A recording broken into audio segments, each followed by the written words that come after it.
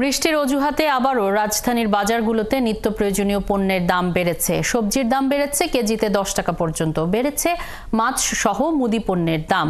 ব্যবসায়ীরা বৃষ্টিকে অজুহাত দেখালেও ক্রেতাদের অভিযোগ সিন্ডিকেটের মাধ্যমে দাম বাড়ানো হচ্ছে। বিস্তারিত ফয়সাল রয়েলের প্রতিবেদনে। রাজধানীর বিভিন্ন বাজার ঘুরে ক্রেতাদের মধ্যে দেখা গেছে হতাশা ও উদ্বেগ। সবজির দোকানে যেন প্রতিদিনই নতুন দামের তালিকা। বৃষ্টির কারণে সরবরাহ কমার অজুহাতে বিক্রেতারা প্রতিনিয়ত দাম বাড়িয়ে চলেছেন। পণ্য ক্রয় ক্ষমতার বাইরে চলে যাচ্ছে বলে জানান সাধারণ মানুষ। সবজির দামে দেখা যাচ্ছে 7 থেকে 10 টাকার পার্থক্য।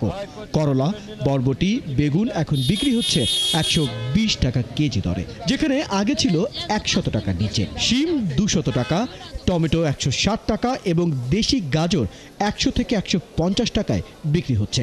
কাঁচামরিচ বিক্রি হচ্ছে 320 থেকে 350 টাকা কেজি দরে। এছাড়া লেবুর হালি 15 থেকে 20, ধনেপাতা কেজিতে 250 টাকা। আমরা গরিব মানুষ, আমরা দিন আনে দিন খাই, কেমন খাম? কেজি যদি আপনার হলো 400 টাকায় নতুন দাম চাইতেছে খুচরা বাজারে। সব জিনিসেই, শুধু কাঁচামরিচ বলতে না, সব জিনিসে 70-80 টাকার নিচে সবজি নেই। বৃষ্টির কারণে তার কারণে একটু দাম একটু বাড়ছে, কারণ মাল নষ্ট হয়ে গেছে কেনা, তার কারণে একটু দাম একটু বেশি। এখানে যে 1 কেজি করলার দাম 80 টাকা, খুচরা বাজারে আমার এলাকা থেকেও 80 টাকা, তাহলে আমার লাভটা কি? চিচিঙ্গা কালকা বেচছি হলো 50 টাকা কেজি, আর আজকে পাইকারি কিনছি 60, এখন বেচতেছি 70।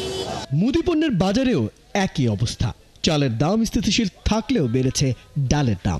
যদি বলে যে এটার দাম বাড়ছে, তো বলার আগে দাম বাড়ে যায়। মসুর ডাল দাম স্থিতিশীল আছে, অন্যান্য ডাল ছোলা, খেসারি, ডাবলি রমজানের বাকি আমার 2-3 মাস, এগুলোর দাম এখন বেড়ে গেছে। অন্যদিকে মাছের বাজারেও বৃষ্টি আর সিন্ডিকেটের অজুহাতে চলছে মূল্য বৃদ্ধি।